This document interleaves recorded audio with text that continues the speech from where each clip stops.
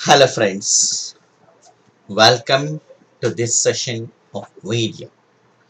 I, Ravindra Sharma TV, Associate Professor in the subject of History, working at Government First Grade Women's College, Tumkur. Now, going to present a video on Types of Terrorism, Part 2. ಭಯೋತ್ಪಾದನೆಯ ವಿಧಗಳು ಅನ್ನುವಂತಹ ವಿಚಾರದಲ್ಲಿ ಎರಡನೇ ಭಾಗವನ್ನ ಇವತ್ತಿನ ವಿಡಿಯೋದಲ್ಲಿ ನಾವು ಗಮನಿಸ್ತಾ ಹೋಗ್ತಕ್ಕಂಥದ್ದು. Terrorism is a criminal and intentional violent activity performed by an organization to fulfill their goal, generate fear among people, create publicity for their goals, and try to convince people that the government is powerless against them is the three major activities of the terrorists. ಮತ್ತೊಮ್ಮೆ ನೆನಪು ಮಾಡ್ಕೊಳ್ತಾ ಇದೀವಿ ಅಷ್ಟೇನೆ. ಭಯೋತ್ಪಾದನೆ ಅಂತಕ್ಕಂಥದ್ದು ಒಂದು ದೊಡ್ಡ ಅಪರಾಧಿ ಕೃತ್ಯ ಅಂತಕ್ಕಂಥದ್ದು, ಅತಿಯಾದ ಹಿಂಸೆಯನ್ನ ಬಳಸ್ತಕ್ಕಂಥ ಒಂದು ಚಟುವಟಿಕೆ ಅಂತಕ್ಕಂಥದ್ದು, ಜನರಲ್ಲಿ ಅತಿ ದೊಡ್ಡ ಪ್ರಮಾಣದ ಭಯ ಭೀತಿಯ ವಾತಾವರಣವನ್ನ ಸೃಷ್ಟಿ ಮಾಡ್ತಕ್ಕಂಥದ್ದೇ ಭಯೋತ್ಪಾದಕರ ಗುರಿಯಾಗಿರುತ್ತೆ. ಹಾಗೆ ಭಯೋತ್ಪಾದನೆಯನ್ನ ಉಂಟು ಮಾಡೋದ್ರ ಜೊತೆಗೆ ಅದು ಇನ್ನಷ್ಟು ವ್ಯಾಪಕವಾಗಿ ಜನಮಾನದಲ್ಲಿ ಹರಡ್ಲಿ ಅನ್ನೋ ಕಾರಣಕ್ಕೆ ದೊಡ್ಡ ಪ್ರಮಾಣದ ಪ್ರಚಾರವನ್ನು ಸಹ ಪಡ್ಕೊಳ್ತಾರೆ. ನಾವು ಗಮನಿಸಿರಬಹುದು. ಅದಕ್ಕೋಸ್ಕರನೇ ಬಹಳಷ್ಟು ಬಾರಿ ಭಯೋತ್ಪಾದಕ ಚಟುವಟಿಕೆಗಳು ನಡೆದ ಬಳಿಕ ಒಂದಲ್ಲ ಒಂದು ಸಂಘಟನೆ ಭಯೋತ್ಪಾದನೆಗೆ ತಾನೇ ಕಾರಣ ಅಂತ ಹೇಳಿ ಘೋಷಿಸ್ಕೊಳ್ಳುತ್ತೆ. ಅಂದ್ರೆ ನಾವು ಅಂಥ ಘಟನೆಯನ್ನ ಮಾಡಿ ಸಾಧಿಸ್ಕೊಳ್ಬಹುದು, ದಕ್ಕಿಸ್ಕೊಳ್ಬಹುದು ಅನ್ನೋ ರೀತಿಯಲ್ಲಿ ನಮ್ಮ ಸಾಮರ್ಥ್ಯ ಅಷ್ಟಿದೆ ಅಂತ ತೋರಿಸ್ಕೊಳ್ಳೋ ಹಾಗೆ ಪ್ರಚಾರ ಪಡ್ಕೊಳ್ತಕ್ಕಂಥದ್ದು. ಜೊತೆಗೆ ಜನರಲ್ಲಿ ಬಿಂಬಿಸುತ್ತೆ, ಜನರಲ್ಲಿ ಒಂದು ಅಭಿಪ್ರಾಯವನ್ನ ಮೂಡಿಸೋದಕ್ಕೆ ಪ್ರಯತ್ನವನ್ನು ಪಡುತ್ತೆ. ಅಸ್ತಿತ್ವದಲ್ಲಿರುವ ಸರ್ಕಾರ ನಮ್ಮ ರಕ್ಷಣೆಗೆ ಯಾವ ಪ್ರಯತ್ನವನ್ನು ಮಾಡ್ಲಿಕ್ಕೆ ಆಗೋದಿಲ್ಲ, ತಮ್ಮನ್ನ ರಕ್ಷಿಸೋದಕ್ಕಾಗೋದಿಲ್ಲ, ಹಾಗೆ ಭಯೋತ್ಪಾದಕರ ವಿರುದ್ಧ ಯಾವುದೇ ದೊಡ್ಡ ಕಠಿಣ ಕ್ರಮವನ್ನು ತಗೊಂಡು ನಿಗ್ರಹಿಸೋದಕ್ಕಾಗ್ತಾ ಇಲ್ಲ, ಅವರನ್ನ ಮೀರಿ ಬೆಳೆದಿದ್ದಾರೆ ಭಯೋತ್ಪಾದಕರನ್ನ ಭಯದ ವಾತಾವರಣವನ್ನ ಸೃಷ್ಟಿ ಮಾಡತಕ್ಕಂಥದ್ದೇ ಭಯೋತ್ಪಾದಕರ ಉದ್ದೇಶ ಆಗಿರ್ತಕ್ಕಂಥದ್ದು. ಈಗಾಗಲೇ ಹಲವಾರು ರೀತಿಯ ಭಯೋತ್ಪಾದನೆ ಚಟುವಟಿಕೆಗಳು ನಡೆಯುತ್ತೆ ಅನ್ನೋದನ್ನ ಗಮನಿಸಿದ್ವಿ. ಕಳೆದ ವಿಡಿಯೋದಲ್ಲಿ ನಾವು ರಾಜಕೀಯ ಭಯೋತ್ಪಾದನೆ, ಪೊಲಿಟಿಕಲ್ ಟೆರರಿಸಂ, ಮತ್ತೆ ಆರ್ಥಿಕ ಸ್ವರೂಪದ ಭಯೋತ್ಪಾದನೆ, ಎಕನಾಮಿಕ್ ಟೆರರಿಸಂ, ಇವೆರಡು ವಿಚಾರಗಳನ್ನ ನಾವು ಗಮನಿಸಿದ್ವಿ. ನಮ್ಮ ಪ್ರಸ್ತುತ ವಿಡಿಯೋದಲ್ಲಿ ನಾವು ರೇಸಿಯಲ್ ಆರ್ ಟ್ರೈಬಲ್ ಟೆರರಿಸಂ ಅಂತಕ್ಕಂಥದನ್ನ ಮೊದಲನೇ ಅಂಶವಾಗಿ ಗಮನಿಸೋಣ. ರೇಸಿಯಲ್ ಆರ್ ಟ್ರೈಬಲ್ ಟೆರರಿಸಂ, ಜನಾಂಗೀಯ ಅಥವಾ ಬುಡಕಟ್ಟು ಭಯೋತ್ಪಾದನೆ ಅಂತಕ್ಕಂಥದ್ದು. To fight for their civilian rights, facilities, freedom, equality and developments, various races and tribes select violent activities. Rwandan civil war, struggle in Eastern Europe, Kurdish and Sunni people of Iraq, LTTE of Sri Lanka, Naga, Bodo, Mizo, Gurkha struggle of India are the best examples for racial terrorism.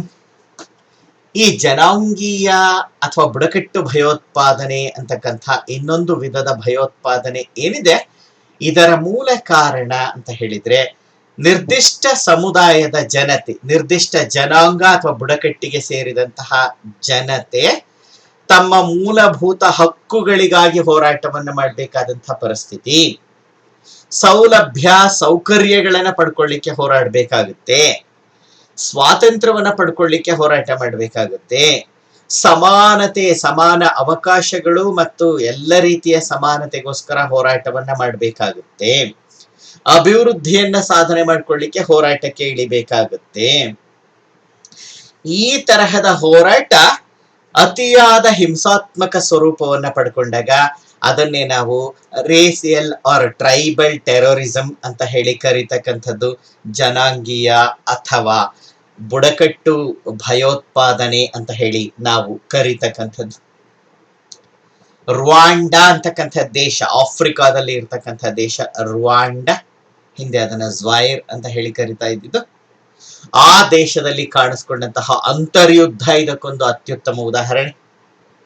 ಹಾಗೆಯೇ ಪೂರ್ವ ಯುರೋಪಿನ ರಾಷ್ಟ್ರಗಳಲ್ಲಿ ಕಾಣಿಸ್ಕೊಂಡಂತಹ ಸಮಸ್ಯೆಗಳು ಜನಾಂಗೀಯ ಭಯೋತ್ಪಾದನೆಗೆ ಒಂದು ಉದಾಹರಣೆ. Kurdish ಜನ ಸಮುದಾಯ ಟರ್ಕಿ ಮತ್ತು ಇರಾಕ್ನಲ್ಲಿ, ಹಾಗೆ ಸುನ್ನಿ ಜನ ಸಮುದಾಯ ಇರಾಕ್ನಲ್ಲಿ ಅವರು ಅನುಭವಿಸ್ತಾ ಹೋದಂತಹ ದೊಡ್ಡ ಪ್ರಮಾಣದ ಒಂದು ಹಿನ್ನಡೆ, ಅನುಕೂಲ ಪಡ್ಕೊಳ್ಳಿಕ್ಕೆ ಹಿಡಿದ ಹಿಂಸಾತ್ಮಕ ದಾರಿ, ಇದು ರೇಸಿಯಲ್ ಡಿಸ್ಕ್ರಿಮಿನೇಷನ್ಗೆ ದಾರಿ ಮಾಡಿಕೊಟ್ಟಿದ್ದನ್ನ. ಶ್ರೀಲಂಕಾದಲ್ಲಿ ತಮಿಳು ಅಲ್ಪಸಂಖ್ಯಾತರು ತುಳಿದಂತಹ ದಾರಿ. ನಮ್ಮ ಭಾರತವನ್ನೇ ತಗೊಂಡ್ರೆ ನಾಗಾಗಳು, ಬೋಡೋಗಳು, ಮಿಜೋ ಜನತೆ, ಗೂರ್ಖಾಗಳು ತುಳಿದಂತಹ ಹಿಂಸಾತ್ಮಕ ದಾರಿನೇ ನಾವು ಟ್ರೈಬಲ್ ಅಥವಾ ರೇಸಿಯಲ್ ಟೆರರಿಸಂ ಅಂತ ಹೇಳಿ ಗುರುತಿಸಬೇಕಾಗೋದು. ಒಂದು ಉದಾಹರಣೆಯನ್ನ, ಮೊದಲನೇ ಉದಾಹರಣೆಯ ತಗೊಂಡ ರುವಾಂಡಾನ ದೇಶದಲ್ಲಿ ಏನಾಯ್ತು ಅಂತ ಹೇಳಿ ನಾವು ಗಮನಿಸೋಣ. ರುವಾಂಡಾ ಅಂತ ಕರಿತೀವಿ, ಅದರ ರುವಾಂಡಾ ಅಷ್ಟೇನೆ. ಅದು Rwanda is a nation of Africa. Hutus are the aboriginal people of Rwanda and comprising 90% of the nation's population.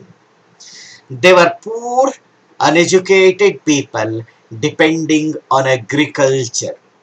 Tutsis, the migrant community from Ethiopia and Sudan, hardly comprising 10% of the population, were rich landlords and educated people. ನೋಡಿ, ಆಫ್ರಿಕಾದ ಒಂದು ದೇಶ, ಮಧ್ಯ ಆಫ್ರಿಕಾದಲ್ಲಿ ಬರ್ತಕ್ಕಂಥ ದೇಶ ಇದು Rwanda ಅಂತಕ್ಕಂಥದ್ದು. ಈ ದೇಶದ ಪರಿಸ್ಥಿತಿಯನ್ನ ಅಲ್ಲಿ ಕಂಡಂತಹ ಜನಾಂಗೀಯ ಭಯೋತ್ಪಾದನೆಯನ್ನ ನಾವಿಲ್ಲಿ ಗಮನಿಸ್ತಾ ಇರ್ತಕ್ಕಂಥದ್ದು. ಹುಟು ಅಂತಕ್ಕಂಥದ್ದು ರುವಾಂಡಾ ದೇಶದ ಅಬೋರಿಜಿನಲ್ ಸಮುದಾಯ, ಮೂಲ ನಿವಾಸಿ ಜನ ಸಮುದಾಯ. ಅವರು ದೇಶದ ಜನಸಂಖ್ಯೆಯಲ್ಲಿ 90% ಇದ್ದಾರೆ ಮೂಲ ನಿವಾಸಿ ಹುಟುಗಳು, ಬಹುಸಂಖ್ಯಾತರು. ಆದರೆ ಈ ಬಹುಸಂಖ್ಯಾತ ಹುಟು ಜನಸಂಖ್ಯೆ ಕೃಷಿ ಪ್ರಧಾನ ಸಮುದಾಯ, ಶಾಂತಿ ಪ್ರಿಯ ಕೃಷಿ ಪ್ರಧಾನ ಸಮುದಾಯ, ವ್ಯವಸಾಯ ಮಾಡಿಕೊಂಡು ಇರೋದ್ರಲ್ಲೇ ನೆಮ್ಮದಿಯಾಗಿ ಬದುಕನ್ನು ನಡೆಸ್ತಾ ಇದ್ದಂತಹ ಸಮುದಾಯ. ಹೆಚ್ಚು ಸುಶಿಕ್ಷಿತರಲ್ಲ ಈ ಸಮುದಾಯ, ಆರ್ಥಿಕವಾಗಿ ಶ್ರೀಮಂತರು ಅಲ್ಲ, ಇರೋದ್ರಲ್ಲೇ ನೆಮ್ಮದಿ ಬದುಕನ್ನ ಕಂಡುಕೊಂಡಿದ್ದಂತಹ ಸಾಧಾರಣ ಸ್ವರೂಪದ ಸಮುದಾಯ ಇದು. ಆದರೆ ಈ ರುವಾಂಡಾನ ದೇಶಕ್ಕೆ ಪಕ್ಕದಲ್ಲಿರ್ತಕ್ಕಂಥ ಇಥಿಯೋಪಿಯಾ ಮತ್ತು ಸೋಮಾಲಿಯಾ ಅಂತಕ್ಕಂಥ ದೇಶಗಳಿಂದ ವಲಸೆಗಾರರು ಬಂದ್ರು, ದೊಡ್ಡ ಪ್ರಮಾಣದಲ್ಲೇ ಬಂದು ಸೇರ್ಕೊಳ್ತಾ ಹೋದ್ರು. ಅವರು ದೇಶದ ಜನಸಂಖ್ಯೆಯಲ್ಲಿ 10% ಅಷ್ಟಾದ್ರು. ಒಟ್ಟು ಜನಸಂಖ್ಯೆಯನ್ನ ತಗೊಂಡ್ರೆ ಮೈನಾರಿಟಿ ಕಮ್ಯುನಿಟಿ. ಆದರೆ ಹೀಗೆ ಬಂದಂಥವರು ಸುಶಿಕ್ಷಿತರಾಗಿದ್ರು, ಎಜುಕೇಟೆಡ್ ಕಮ್ಯುನಿಟಿ, ಲ್ಯಾಂಡ್ ಲಾರ್ಡ್ಸ್ ಆಗ್ತಾ ಹೋದ್ರು. ತಮ್ಮ ಹತ್ರದ ಹಣವನ್ನ ಬಳಸ್ಕೊಂಡು ಪಾಪ ಮೂಲ ನಿವಾಸಿ ಹುಟುಗಳಿಂದ ಭೂಮಿಯನ್ನ ಕೊಂಡ್ಕೊಂಡು ಅವರನ್ನೇ ಕೂಲಿಕಾರನಾಗಿ ಪರಿವರ್ತನೆ ಮಾಡಿಕೊಂಡು ಶ್ರೀಮಂತ ಜಮೀನುದಾರರಾಗಿ ಮೆರೀತಾ ಹೋದ್ರು, ಶೋಷಣೆಯನ್ನ ಮಾಡ್ತಾ ಹೋದ್ರು. ಜೊತೆಗೆ ಅವರಿಗೆ ಅಪಾರವಾದಂತಹ ರಾಜಕೀಯ, ಆರ್ಥಿಕ ಮತ್ತು ಶಸ್ತ್ರಾಸ್ತ್ರಗಳ ನೆರವು ದೊರಕ್ತಾ ಹೋಯ್ತು ಇಥಿಯೋಪಿಯಾ ಮತ್ತು ಸುಡಾನ್ಗಳಿಂದ. ಹಾಗಾಗಿ they snatched the power, they formed their own government. ಟುಟ್ಸಿಗಳು, ವಲಸೆ ಬಂದಂತಹ ಟುಟ್ಸಿಗಳು ಸರ್ಕಾರವನ್ನ ರಚನೆ ಮಾಡಿಕೊಂಡ್ರು. ಇಥಿಯೋಪಿಯಾದಲ್ಲಿ ದೊಡ್ಡ ಪ್ರಮಾಣದಲ್ಲಿ ಶೋಷಣೆಗೆ ಇಳಿದಿದ್ದನ್ನ ಕಾಣ್ತೀವಿ. When the exploitation of the majority by the minority reached its heights, Hutus started violent protests. It was one of the worst ethnic genocides since World War II.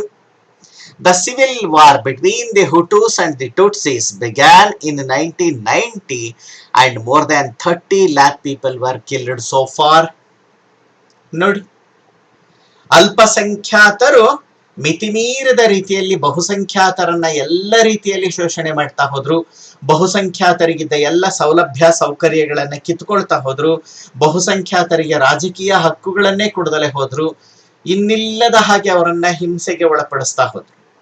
ಅನಿವಾರ್ಯವಾಗಿ ಅಲ್ಪಸಂಖ್ಯಾತರ ಈ ದೌರ್ಜನ್ಯದ ವಿರುದ್ಧ ರುವಾಂಡಾ ದೇಶದ ಬಹುಸಂಖ್ಯಾತರಾಗಿದ್ದ ಹುಟುಗಳು ತಿರುಗಿ ಬಿದ್ರು, ಹಿಂಸಾತ್ಮಕ ಪ್ರತಿಭಟನೆಯ ಮಾರ್ಗವನ್ನ ಅನುಸರಿಸ್ತಾ ಹೋದ್ರು. ಈ ಅತಿಯಾದ ಹಿಂಸಾತ್ಮಕ ಪ್ರತಿಭಟನೆಯ ಮಾರ್ಗ ಅಂತಕ್ಕಂಥದ್ದು ಅಂತಿಮವಾಗಿ ಭಯೋತ್ಪಾದನೆಗೆ ದಾರಿ ಮಾಡಿಕೊಟ್ಟಿದ್ದನ್ನ ಕಾಣ್ತೀವಿ. ಯಾವ ಮಟ್ಟಕ್ಕೆ ಹೋಯ್ತು ಅಂದ್ರೆ, ಎರಡನೇ ವಿಶ್ವ ಯುದ್ಧದ ನಂತರದಲ್ಲಿ ಕಾಣಿಸ್ಕೊಂಡ ಅತ್ಯಂತ ವರ್ಸ್ಟ್ ಟೈಪ್ ಆಗಿರ್ತಕ್ಕಂಥದ್ದು, ಅತ್ಯಂತ ಹೀನಾಯವಾಗಿರ್ತಕ್ಕಂಥ, ಕೆಟ್ಟದಾಗಿರ್ತಕ್ಕಂಥ ರೀತಿಯ ಜಿನೋಸೈಡ್, ಮಾನವ ಜನಾಂಗದ ಹತ್ಯೆಗೆ ಕಾರಣವಾಗ್ತಾ ಹೋಯ್ತು. ಹುಟು ಸಮುದಾಯವನ್ನ ಟುಟ್ಸಿಗಳು ಮತ್ತು ಟುಟ್ಸಿ ಸಮುದಾಯವನ್ನ ಹುಟುಗಳು ಪ್ರಾಣಿಗಳಿಗಿಂತ ಕಡೆಯಾಗಿ ಬೇಟೆಯಾಡ್ತಾ ಹೋದ್ರು. ಸಾವು ಅರ್ಥವನ್ನ ಕಳ್ಕೊಳ್ತಾ ಹೋಯ್ತು. ಈ ಅಂತರ್ಯುದ್ಧ ಅಂತಕ್ಕಂಥದ್ದು ಏನು ಹುಟುಗಳು ಮತ್ತು ಟುಟ್ಸಿಗಳ ನಡುವೆ ಪ್ರಾರಂಭ ಆಯಿತು 1990ರಲ್ಲಿ, ಅದು ಇಲ್ಲಿಯವರೆಗೆ 30 ಲಕ್ಷಕ್ಕಿಂತ ಹೆಚ್ಚು ಜನರನ್ನ ಬಲಿ ತಗೊಂಡಿದೆ. ಇವತ್ತಿಗೂ ಈ ಒಂದು ದೇಶದಲ್ಲಿ, ರುವಾಂಡಾ ದೇಶದಲ್ಲಿ ಪರಿಪೂರ್ಣವಾದ ಶಾಂತಿ ನೆಲೆಸಿಲ್ಲ. ಪ್ರಪಂಚದ ಕಡು ಬಡ ರಾಷ್ಟ್ರಗಳಲ್ಲಿ ಒಂದಾಗಿದೆ ರುವಾಂಡಾ. ಸುರಕ್ಷಿತವಲ್ಲದ ದೇಶವಾಗಿದೆ. ಅಲ್ಲಿಯ ಜನತೆಗೂ ನೆಮ್ಮದಿಯ ಬದುಕಿಲ್ಲ, ಯಾವುದೇ ಬೆಳವಣಿಗೆ ಇಲ್ಲ. After the disintegration of USSR in 1991, racial violence in a larger scale erupts in Eastern European countries of Bulgaria, Romania, Bosnia, Serbia, Albania, Croatia, etc.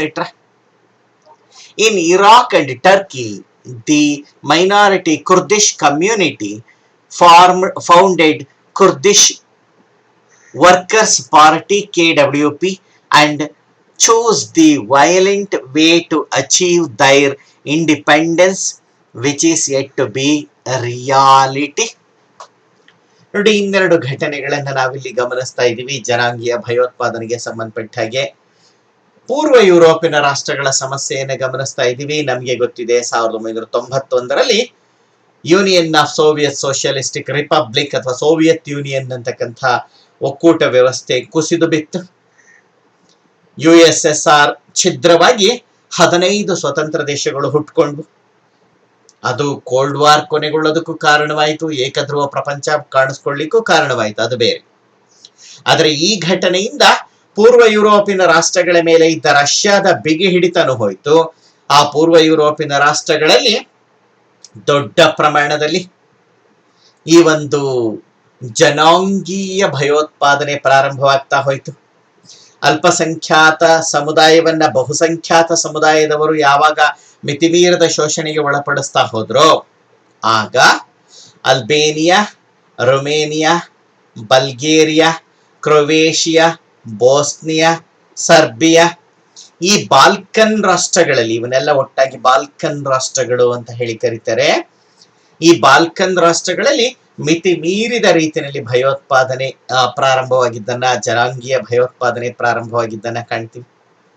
ಹಾಗೆ ಇರಾಕ್ ಮತ್ತು ಟರ್ಕಿಗಳಲ್ಲಿ ಇರ್ತಕ್ಕಂಥ ಕುರ್ದಿಶ್ ಜನ ಸಮುದಾಯ ಮುಸ್ಲಿಂ ಧರ್ಮವನ್ನೇ ಅನುಸರಿಸ್ತಾ ಇದ್ರು. ಪ್ರತ್ಯೇಕವಾದ ಆಚಾರ ವಿಚಾರ ನಂಬಿಕೆ ನಡವಳಿಕೆಗಳನ್ನ ಬೆಳೆಸ್ಕೊಂಡಿರ್ತಕ್ಕಂಥ ಜನ ಸಮುದಾಯ ಇದು ಕುರ್ದಿಶ್ ಜನ ಸಮುದಾಯ ಅಂತಕ್ಕಂಥದ್ದು. ಈ ಕುರ್ದಿಶ್ ಜನ ಸಮುದಾಯ ಸ್ವಾತಂತ್ರ್ಯಕ್ಕೋಸ್ಕರ ಹೋರಾಟವನ್ನ ಪ್ರಾರಂಭ ಮಾಡಿತು ಟರ್ಕಿ ಮತ್ತು ಇರಾಕ್ಗಳಲ್ಲಿ. KWP ಅಥವಾ ಕುರ್ದಿಶ್ ವರ್ಕರ್ಸ್ ಪಾರ್ಟಿ ಅಂತಕ್ಕಂಥ ಒಂದು ಸಂಘಟನೆಯ ಮೂಲಕ. ಆದ್ರೆ ಅವರ ಒಂದು ಭಯೋತ್ಪಾದಕ ಹೋರಾಟಗಳು ಮುಂದುವರೆದಿದ್ರು. ಇವತ್ತಿಗೂ ಅವರ ಸ್ವಾತಂತ್ರ್ಯದ ಕನಸು ಕನಸಾಗೆ ಉಳ್ಕೊಂಡಿದೆ, ಅದು ವಾಸ್ತವಕ್ಕೆ ಬಂದಿಲ್ಲ. When the minority Sinhalese government introduced a new constitution, new Citizenship Act, and denied the citizenship to more than 10 lakh Tamil people, they formed LTTE, Liberation Tigers of Tamil Eelam organization, and begins terrorist activities. The struggle, a deadliest one, continued for nearly 30 years and caused heavy damage to the nation. Finally, in 2009, when the leader of LTTE, Prabhakaran, Velupillai Prabhakaran, and his many top order officials, top order leaders were murdered by the Lankan army. This terrorist activities of LTTE ended. ನೋಡಿ, ಶ್ರೀಲಂಕಾದ ವಿಚಾರವನ್ನ ಗಮನಿಸ್ತಾ ಇದ್ವಿ. ಶ್ರೀಲಂಕಾದಲ್ಲಿ ಬಹುಸಂಖ್ಯಾತ ಸಿಂಹಳೀಯರು, ಅಲ್ಪಸಂಖ್ಯಾತರಾದ ತಮಿಳು ಜನತೆಯ ಮೇಲೆ ಇನ್ನಿಲ್ಲದ ದೌರ್ಜನ್ಯವನ್ನ ನಡೆಸ್ತಾ ಹೋದ್ರು. ಹೊಸ ಸಂವಿಧಾನ ರೂಪಿಸ್ಕೊಂಡ್ರು, ಒಂದು ಕಾಯ್ದೆಯನ್ನ, ಪೌರತ್ವದ ಕಾಯ್ದೆಯನ್ನ ರೂಪಿಸಿದ್ರು. ಆ ಪೌರತ್ವದ ಕಾಯ್ದೆಯ ಮೂಲಕವಾಗಿ ತಮಿಳು ಜನರಿಗೆ 10 ಲಕ್ಷಕ್ಕಿಂತ ಹೆಚ್ಚು ಇರತಕ್ಕಂಥ ತಮಿಳು ಜನರಿಗೆ ಪೌರತ್ವವನ್ನೇ ನಿರಾಕರಿಸಿದ್ರು. ತಮಿಳು ಭಾಷೆ ಸಂಸ್ಕೃತಿಯನ್ನ ನಾಶಗೊಳಿಸ್ತಕ್ಕಂಥ ಪ್ರಯತ್ನಕ್ಕೆ ಕೈ ಹಾಕಿದ್ರು. ಅನಿವಾರ್ಯವಾಗಿ ತಮಿಳು ಜನತೆ ಹೋರಾಟಕ್ಕೆ ಇಳಿದ್ರು. ಅದರಲ್ಲೂ LTTE ಏನು ತಮಿಳ್ ಟೈಗರ್ಸ್ ಅಂತ ಹೇಳಿ ಕರಿತೀವಿ, ತಮಿಳು ವ್ಯಾಘ್ರಪಡೆ ಅಂತ ಹೇಳಿ ಕರಿತೀವಿ, ಅದನ್ನ ರಚನೆ ಮಾಡಿಕೊಂಡು ವೇಲುಪಿಳ್ಳೈ ಪ್ರಭಾಕರನ್ ನಾಯಕತ್ವದಲ್ಲಿ ಅತಿ ಭಯಾನಕವಾದ ಹೋರಾಟ ಇದು. ಜಗತ್ತಿನ ಭಯೋತ್ಪಾದಕ ಸಂಘಟನೆಗಳಲ್ಲಿ ಅತಿ ಭಯೋತ್ಪಾದಕ ಸಂಘಟನೆಯಾಗಿ ಬೆಳೆದಿತ್ತು LTTE. ಸುಯಿಸೈಡ್ ಬಾಂಬರ್ ಅಟ್ಯಾಕ್ ಗಳನ್ನೆಲ್ಲ ಮಾಡಿದ್ದು ನಮ್ಗೆ ಗೊತ್ತಿದೆ. ನಮ್ಮ ನೆಚ್ಚಿನ ಪ್ರಧಾನಿಯಾಗಿದ್ದಂತಹ ರಾಜೀವ್ ಗಾಂಧಿಯವರ ಹತ್ಯೆಯನ್ನ ಮಾಡಿದ್ದು ಸಹ ಇದೇ LTTE ಭಯೋತ್ಪಾದಕ ಸಂಘಟನೆ. ಶ್ರೀಲಂಕಾದ ಸೈನ್ಯಕ್ಕೆ ಸವಾಲಾಗಿ ಬೆಳೆದಂತಹ ಸಂಘಟನೆ ಇದು. ತಮಿಳರ, ಅಲ್ಪಸಂಖ್ಯಾತರ ತಮಿಳರ ಹಕ್ಕು ಮತ್ತು ಒಂದು ಸೌಲಭ್ಯಗಳ ರಕ್ಷಣೆಗೋಸ್ಕರ, ಸಂಸ್ಕೃತಿ ಭಾಷಾ ರಕ್ಷಣೆಗೋಸ್ಕರ ನಡೆದಂತಹ ಹೋರಾಟ. ಅಂತಿಮವಾಗಿ 2009ರಲ್ಲಿ ಪ್ರಭಾಕರನ್, ವೇಲುಪಿಳ್ಳೈ ಪ್ರಭಾಕರನ್ ಅಂತಕ್ಕಂಥ LTTE ನ ಪ್ರಧಾನ ನಾಯಕ ಮತ್ತೆ ಅವನ ಜೊತೆಯಲ್ಲಿ 100 ಮಂದಿ ಪ್ರಮುಖ ನಾಯಕರನ್ನ ಶ್ರೀಲಂಕಾದ ಸೈನ್ಯ, ಜನರಲ್ ಪೋನ್ಸೇಕಾ ನಾಯಕತ್ವದ ಶ್ರೀಲಂಕಾ ಸೈನ್ಯ ಹತ್ಯೆ ಮಾಡಿ LTTE ಯನ್ನ ನಿಗ್ರಹಿಸಿದ್ದನ್ನ ಕಾಣ್ತೀವಿ. ವಿಶ್ವಸಂಸ್ಥೆ ಮಧ್ಯಸ್ಥಿಕೆ ವಹಿಸಿದೆ. ತಮಿಳು ಜನರಿಗೆ ದೊರಕಬೇಕಾದಂತಹ ಎಲ್ಲ ರೀತಿಯ ಸೌಲಭ್ಯವನ್ನ ಒದಗಿಸ್ಕೊಡ್ಲಿಕ್ಕೆ ಲಂಕಾ ಸರ್ಕಾರ ವಚನಬದ್ಧವಾಗಿದೆ. ಹಾಗಾಗಿ ಇವತ್ತು ಶಾಂತಿಯ ಪರಿಸ್ಥಿತಿ ಏರ್ಪಟ್ಟಿರೋದನ್ನ ಕಾಣ್ತೀವಿ. Bodo people under Paresh Barua and Arvind Rajkhowa formed ULFA, United Liberation Front of Assam, in Assam, and fight for separate statehood. Ultimately, Government of India created Bodo Autonomous Region. Lal Denga founded MNF, Mizo National Front, for Mizo cause, while AZ Fizo fights for Naga cause, and Subhash Ghising fights for Gurkha causes. ನೋಡಿ, ಇದೊಂದು ಬೆಳವಣಿಗೆಯನ್ನು ಕುರಿತು ಚಿಕ್ಕದಾಗಿ ಇಲ್ಲಿ ಗಮನಿಸ್ತಾ ಇದೀವಿ. ಯಾಕಂದ್ರೆ ಭಾರತದ ಭಯೋತ್ಪಾದಕ ಸಂಘಟನೆಗಳು ಅನ್ನುವಂತಹ ವಿಷಯ ಬಂದಾಗ ಇವುಗಳ ಬಗ್ಗೆ ಹೆಚ್ಚಿನ ಮಾಹಿತಿಯನ್ನು ಪಡ್ಕೊಳ್ತೀವಿ. ಬೋಡೋ ಅಂತಕ್ಕಂಥದ್ದು ಅಸ್ಸಾಂನಲ್ಲಿರ್ತಕ್ಕಂಥ ಒಂದು ಜನ ಸಮುದಾಯ. ಆ ಜನ ಸಮುದಾಯ ಅನುಸರಿಸ್ತಾ ಇರ್ತಕ್ಕಂಥ ತೊಂದರೆಗಳನ್ನ ಗಮನದಲ್ಲಿಟ್ಕೊಂಡು ಅವ್ರಿಗೆ ಬೇಕಾದ ಸೌಲಭ್ಯಗಳನ್ನ ಕೊಡ್ಲಿಕ್ಕೋಸ್ಕರ ಅನಿವಾರ್ಯವಾಗಿ ಉಲ್ಫಾ ಸಂಘಟನೆಯನ್ನ ಹುಟ್ಟು ಹಾಕಿದ್ರು ಪರೇಶ್ ಬರುವಾ ಮತ್ತು ಅರವಿಂದ್ ರಾಜ್ಖೋವಾ ಅಂತಕ್ಕಂಥ ನಾಯಕರು. ದೊಡ್ಡ ಪ್ರಮಾಣದ ಹಿಂಸಾಕೃತ್ಯದಲ್ಲಿ ತೊಡಗಿತು ಉಲ್ಫಾ. ಅಂತಿಮವಾಗಿ ಭಾರತೀಯ ಸರ್ಕಾರ ಒಂದು ಮಾತುಕತೆಯನ್ನ, ಸಂಧಾನವನ್ನ ನಡೆಸಿ ಈ ಒಂದು ಬೋಡೋ ಅಟಾನಮಸ್ ಏರಿಯಾವನ್ನು ಏರ್ಪಡಿಸಿ ಸಮಸ್ಯೆಗೆ ಪರಿಹಾರ ಕಂಡುಕೊಂಡಿದೆ. ಹಾಗೇನೆ ಲಾಲ್ ಡೆಂಗಾ ಅಂತಕ್ಕಂಥ ನಾಯಕರು ಮಿಜೋ ಜನತೆಯ ಹಕ್ಕು ಬಾಧ್ಯತೆ ಸ್ವಾತಂತ್ರ್ಯಕ್ಕೋಸ್ಕರ ಮಿಜೋ ನ್ಯಾಷನಲ್ ಫ್ರಂಟ್ ಅನ್ನ ಕಟ್ಕೊಂಡು ಹೋರಾಟವನ್ನ ಮಾಡಿದ್ರು, ಭಯೋತ್ಪಾದಕ ಹೋರಾಟವನ್ನ. AZ ಫಿಜೋ ಅಂತಕ್ಕಂಥ ನಾಯಕ ನಾಗಾ ಸಮುದಾಯದವರ ಹಕ್ಕು ಬಾಧ್ಯತೆಗಳ ರಕ್ಷಣೆಗೋಸ್ಕರ ಭಯೋತ್ಪಾದಕ ಚಟುವಟಿಕೆಗಳಿದ್ದನ್ನ ಕಾಣ್ತೀವಿ. ಸುಭಾಷ್ ಘೀಸಿಂಗ್ ಅಂತಕ್ಕಂಥವ್ರು ಪಶ್ಚಿಮ ಬಂಗಾಳದಲ್ಲಿ ಗೂರ್ಖಾ ಜನತೆಗೆ ಆಗ್ತಾ ಇರತಕ್ಕಂಥ ಒಂದು ಶೋಷಣೆ, ದೌರ್ಜನ್ಯದ ವಿರುದ್ಧವಾಗಿ ಹೋರಾಟವನ್ನು ನಡೆಸಿದ್ರು. ಇವೆಲ್ಲವೂ ಸಹ ಭಯೋತ್ಪಾದಕ ಒಂದು ಚಟುವಟಿಕೆಗಳು, ಭಯೋತ್ಪಾದಕ ಹೋರಾಟ, ಬುಡಕಟ್ಟು ಜನ ಸಮುದಾಯದ ಹೋರಾಟ. ಇನ್ನು ನ್ಯಾಷನಲ್ ಲಿಬರೇಷನ್ ಟೆರರಿಸಂ ಅನ್ನೋದನ್ನ ಗಮನಿಸೋಣ. The armed fights to create separate nation or to gain national independence is known as national liberation terrorism. The people of Ireland founded Irish Republican Army IRA and fight from 1968 to 1998 and achieve their goal. ರಾಷ್ಟ್ರೀಯ ವಿಮುಕ್ತಿ ಚಳುವಳಿ ಅನ್ನೋದನ್ನ ಸ್ವಾತಂತ್ರ್ಯಕ್ಕೋಸ್ಕರ ನಡೆದಂತಹ ಹೋರಾಟ ಅತಿ ಹಿಂಸಾತ್ಮಕ ಭಯೋತ್ಪಾದನೆಯ ಸ್ವರೂಪವನ್ನು ಪಡ್ಕೊಂಡಿದ್ದು ಅದನ್ನ ನಾವಿಲ್ಲಿ ಗಮನಿಸ್ತಾ ಇರ್ತೀವಿ.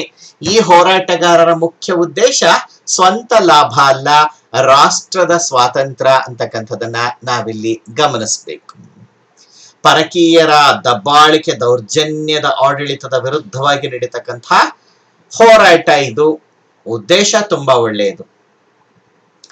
ಇಲ್ಲಿ ಗಮನಿಸಬೇಕಾದಂತಹ ಒಂದು ಪ್ರಮುಖವಾದಂತಹ ವಿಚಾರ ಅಂತ ಹೇಳಿದ್ರೆ ಐರಿಷ್ ಜನತೆಯ ಹೋರಾಟವನ್ನ ಉತ್ತರ ಐರ್ಲೆಂಡ್ ಅಂತಕ್ಕಂಥ ಪ್ರದೇಶದಲ್ಲಿ, ಐರ್ಲೆಂಡ್ ಅಂತಕ್ಕಂಥದನ್ನ ಯುನೈಟೆಡ್ ಕಿಂಗ್ಡಮ್ ಅಥವಾ ಇಂಗ್ಲೆಂಡ್ ದೇಶ ತನ್ನ ಭಾಗವಾಗಿ ಮಾಡಿಕೊಂಡಿತ್ತು, ಅಲ್ಲಿ ತನ್ನ ಆಡಳಿತವನ್ನು ಏರ್ಪಡಿಸಿತ್ತು. ಆದ್ರೆ ಉತ್ತರ ಐರ್ಲೆಂಡ್ನ ಜನ ತಾವು ಇಂಗ್ಲೆಂಡಿನ ದಾಸ್ಯದ ಅಡಿನಲ್ಲಿ ಇರೋದಿಲ್ಲ, ನಮಗೆ ಸ್ವಾತಂತ್ರ್ಯ ಬೇಕು ಅಂತ ಹೇಳಿ ಐರಿಷ್ ರಿಪಬ್ಲಿಕನ್ ಆರ್ಮಿಯನ್ನ ಕಟ್ಕೊಂಡು ಹೋರಾಟಕ್ಕೆ ಇಳಿದ್ರು. ನೆನಪಿರ್ಬೇಕು, ಭಾರತದ ಕೊನೆಯ ವೈಸ್ ರಾಯ್ ಆಗಿದ್ದಂತಹ ಲಾರ್ಡ್ ಮೌಂಟ್ ಬ್ಯಾಟನ್ ಮತ್ತೆ ಪತ್ನಿ ಲೇಡಿ ಎಡ್ವಿನಾ ಮೌಂಟ್ ಬ್ಯಾಟನ್ ಅವರೊಂದು ದೋಣಿ ವಿಹಾರಕ್ಕೆ ಹೋಗಿದ್ದಂತಹ ಸಂದರ್ಭದಲ್ಲಿ ಇದೇ ಐರಿಷ್ ರಿಪಬ್ಲಿಕನ್ ಆರ್ಮಿಯ ಹೋರಾಟಗಾರರು ಅವ್ರನ್ನ ಗುಂಡಿಟ್ಟು ಕೊಲೆ ಮಾಡ್ತಕ್ಕಂಥ ಕೆಲಸ ಮಾಡಿದ್ರು. ಇಂಗ್ಲೆಂಡ್ ದೇಶದ ಪಾರ್ಲಿಮೆಂಟ್ಗೆ ಬಾಂಬನ್ನ ಹಾಕ್ತಕ್ಕಂಥ ಕೆಲಸ ಮಾಡಿದ್ರು. ವೆಸ್ಟ್ ಮಿನಿಸ್ಟರ್ ಅಬ್ಬೆಗೆ ಬಾಂಬ್ ಹಾಕ್ತಕ್ಕಂಥ ಕೆಲಸ ಮಾಡಿದ್ರು. ತುಂಬಾ ದೊಡ್ಡ ಹೋರಾಟ ಮಾಡಿದ್ರು 1968ರಿಂದ 1998ರವರೆಗೆ. 1998ರಲ್ಲಿ ಬ್ರಿಟನ್ ಸರ್ಕಾರ ಉತ್ತರ ಐರ್ಲೆಂಡ್ಗೆ ಸ್ವಾತಂತ್ರ್ಯವನ್ನ ಕೊಡ್ತು. ಇವತ್ತು ಉತ್ತರ ಐರ್ಲೆಂಡ್ ಸ್ವತಂತ್ರ ದೇಶ ಆಗಿರೋದನ್ನ ಕಾಣಬಹುದು. Palestinian Liberation Organization PLO founded in 1962 for the cause of independent Palestine.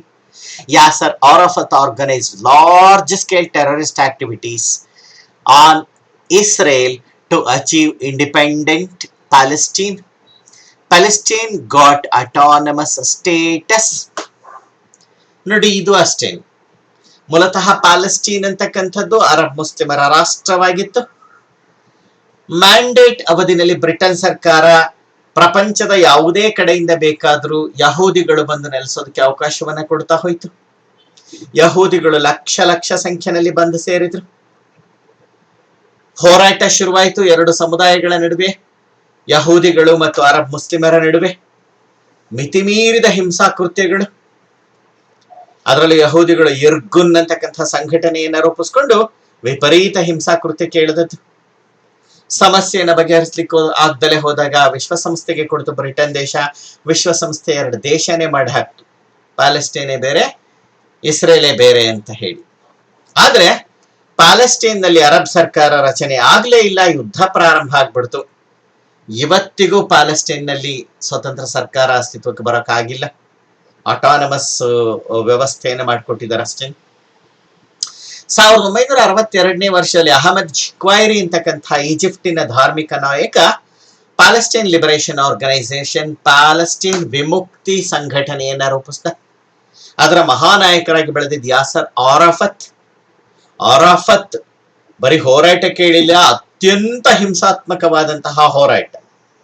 ಇಸ್ರೇಲ್ನ ಸೈನ್ಯಕ್ಕೆ ಸವಾಲಾಗಿ ಬೆಳೀತಕ್ಕಂಥ ರೀತಿಯ ಹೋರಾಟವನ್ನ ಸಂಘಟಿಸಿದ್ರು. ತಮ್ಮ ಬದುಕಿನುದ್ದಕ್ಕೂ ಹೋರಾಟವನ್ನ ಮಾಡಿದ್ರು. ಅಂತಿಮವಾಗಿ ಕೊನೆಗೂ ಪ್ಯಾಲೆಸ್ಟೈನ್ಗೆ ಮಾನ್ಯತೆ ಸಿಕ್ಕೋ ಹಾಗೆ ಮಾಡಿದ್ರು. ಆಟಾನಮಸ್ ಆದ್ರೂ ಪರವಾಗಿಲ್ಲ, ಒಂದು ಮಾನ್ಯತೆ. ಮತ್ತೆ ವಿಶ್ವಸಂಸ್ಥೆ ಪ್ಯಾಲೆಸ್ಟೈನಿನ ಸ್ವತಂತ್ರ ಅಸ್ತಿತ್ವಕ್ಕೆ ತಾನು ಬದ್ಧ ಅನ್ನೋ ಮಾತನ್ನ ಹೇಳ್ತು. ತುಂಬಾ ದೊಡ್ಡ ಹೋರಾಟ ಅಂತಕ್ಕಂಥದ್ದು ಪ್ಯಾಲೆಸ್ಟೈನ್ ಲಿಬರೇಷನ್ ಆರ್ಗನೈಸೇಷನ್ ಮಾಡಿತ್ತು. ಶ್ರೀಲಂಕಾ ತಮಿಳರು ಮಾಡಿದ್ದು ಇಂಥದೇ ಕೆಲಸವನ್ನ. ಮಿತಿಮೀರಿದ ದೌರ್ಜನ್ಯ ಆಗ್ತಾ ಹೋದಾಗ ತಾವು ಬಹುಸಂಖ್ಯಾತರಾಗಿರ್ತಕ್ಕಂಥ ಶ್ರೀಲಂಕಾದ ಉತ್ತರ ಭಾಗಗಳನ್ನ, ಜಾಫ್ನಾವನ್ನ, ಹಾಗೆ ಮೊನ್ನಾರ್ ಅಂತಕ್ಕಂಥ ಪ್ರದೇಶವನ್ನ ಪ್ರತ್ಯೇಕಗೊಳಿಸಿ ತಮಿಳ್ ಈಳಮ್ಮನ್ನ ಸ್ಥಾಪನೆ ಮಾಡ್ಕೊಳ್ಬೇಕು, ಸ್ವತಂತ್ರ ತಮಿಳು ರಾಷ್ಟ್ರವನ್ನ ಸ್ಥಾಪನೆ ಮಾಡ್ಕೊಳ್ಬೇಕು ಅಂತ ಹೇಳಿ ಮಿತಿಮೀರಿದ ಹಾಗೆ ಹಿಂಸಾತ್ಮಕ ಭಯೋತ್ಪಾದಕ ಕೃತ್ಯಕ್ಕೆ ಇಳಿದದ್ದು. ಕುರ್ದಿಶ್ ಜನ ಇದೇ ಕೆಲಸ ಮಾಡಿದ್ರು. ಇವತ್ತು ಪಾಕಿಸ್ತಾನದ ಪಶ್ಚಿಮದ ಕೊನೆಯಲ್ಲಿ ಇರತಕ್ಕಂತಹ ಬಲೂಚಿಸ್ತಾನದಲ್ಲೂ ಇಂಥದೇ ದೊಡ್ಡ ಹೋರಾಟ ನಡೆಸ್ತಾ ಇದೆ, ಬಲೂಚ್ ಲಿಬರೇಷನ್ ಆರ್ಮಿ ಅಂತಕ್ಕಂಥದ್ದು. ಜಗತ್ತಿನ ನಾನಾ ಭಾಗದಲ್ಲಿ ಇದು ನಡೀತಾ ಇರ್ತಕ್ಕಂಥದ್ದನ್ನ ನಾವು ಕಾಣ್ತೀವಿ. ನ್ಯಾಷನಲ್ ಲಿಬರೇಷನ್ ಟೆರರಿಸಂ ಅಂತಕ್ಕಂಥದ್ದು ಇದು ಭಯೋತ್ಪಾದನೆಗೆ ಸಂಬಂಧಪಟ್ಟಂತಹ ಇನ್ನ 2 ವಿಧಗಳು. ಮೊದಲ ವಿಡಿಯೋದಲ್ಲಿ ರಾಜಕೀಯ ಮತ್ತು ಆರ್ಥಿಕ ಸ್ವರೂಪದ ಭಯೋತ್ಪಾದನೆಯನ್ನು ಗಮನಿಸಿದ್ವಿ.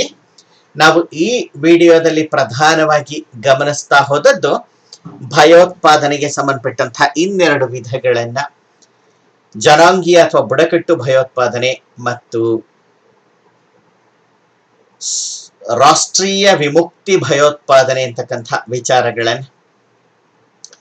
ಈ ವಿಚಾರದೊಂದಿಗೆ ನಮ್ಮ ಈ ವಿಡಿಯೋವನ್ನ ಮುಕ್ತಾಯಗೊಳಿಸೋಣ.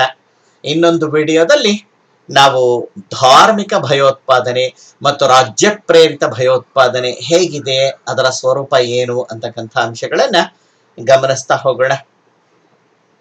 ಅಲ್ಲಿಯವರೆಗೂ ಟೇಕ್ ಕೇರ್. Thank you.